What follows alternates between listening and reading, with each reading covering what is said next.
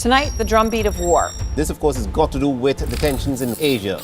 We're over the South China Sea, and that is a Chinese fighter. Competition between the world's superpowers is intensifying. How close are we to all-out conflict?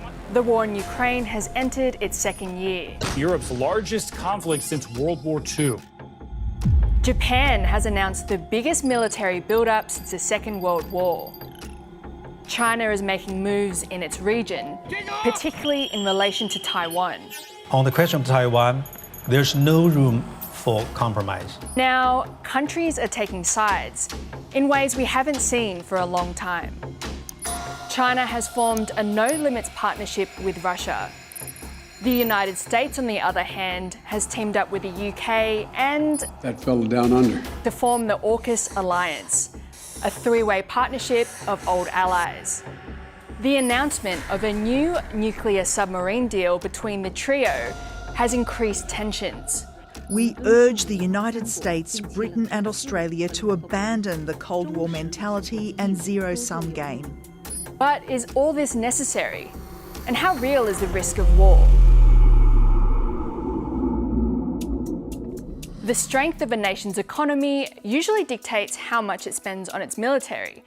And China's economy has been booming. In 2023, China's military spending increased to 1.55 trillion yuan, or 338 billion Australian dollars, which is an increase of 7.2% from the year before, but it's still dwarfed by the US's massive 1.23 trillion Australian dollars. With that spend, China wields the largest military with 2.5 million soldiers, sailors and airmen. Its arsenal includes about 3,000 aircraft and more than 300 naval vessels, almost 5,500 army tanks and an additional 7,300 fighting vehicles, along with almost 350 nuclear warheads. Compare that to the United States.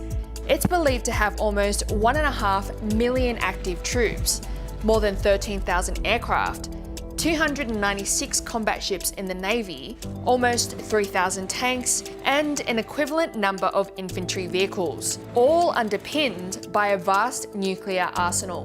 Competition does not mean conflict. Still, we must have the combat credibility to win if we must fight. Historically, it's those nuclear warheads that have made the US the most formidable force in the world. Every single day, our nuclear weapons deter our adversaries, not just from nuclear warfare, but from the kind of conventional warfare that we saw so often in the 20th century.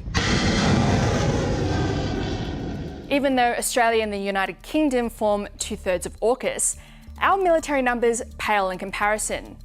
Whereas China has 2.5 million military personnel, and the US has under 1.5 million, the UK has 158,000, and Australia just 60,000, with plans to expand to 80,000 by 2040.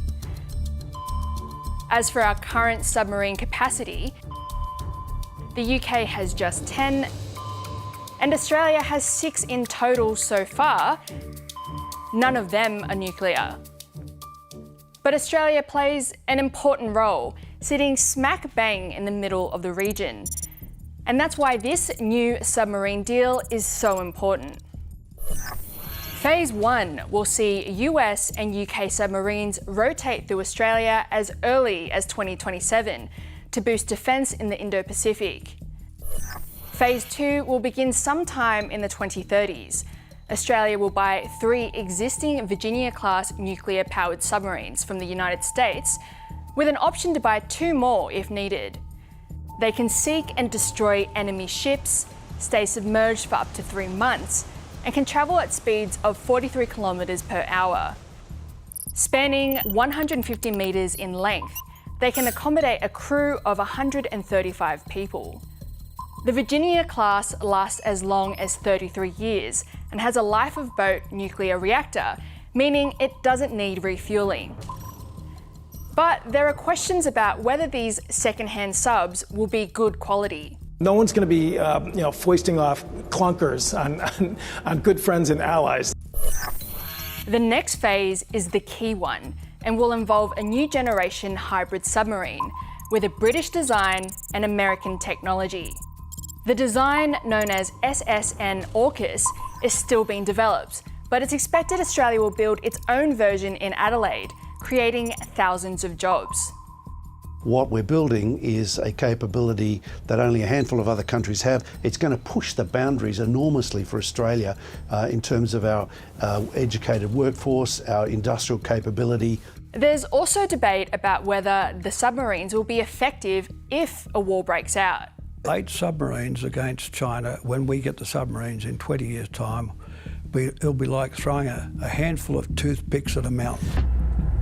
A handful of toothpicks at a mountain. Especially if China continues to spend big. In fact, the 7.2% increase in defence spending by China will outpace their own GDP growth of 5% over the next few years. If you look at what China's military modernisation plans include, the Chinese are the ones that are escalating this arms race. China is increasing its nuclear arsenal, building naval bases in Cambodia and signing agreements with the Solomon Islands. There's no devious intention, no secret plan. It's built hypersonic missiles and anti-satellite lasers as it becomes increasingly hawkish on Taiwan. All democracies around the world to look at the situation so that we can rise up and say no to China's. To keep up, the US's Indo-Pacific Command reckons the region will need about $67 billion in new military investment before 2027. As long as we remain number one, then we will deter the war that people worry about, a great power war between China and the United States. The huge spend on the new nuclear submarines for Australia might seem like a big deal, but they are barely a drop in the ocean.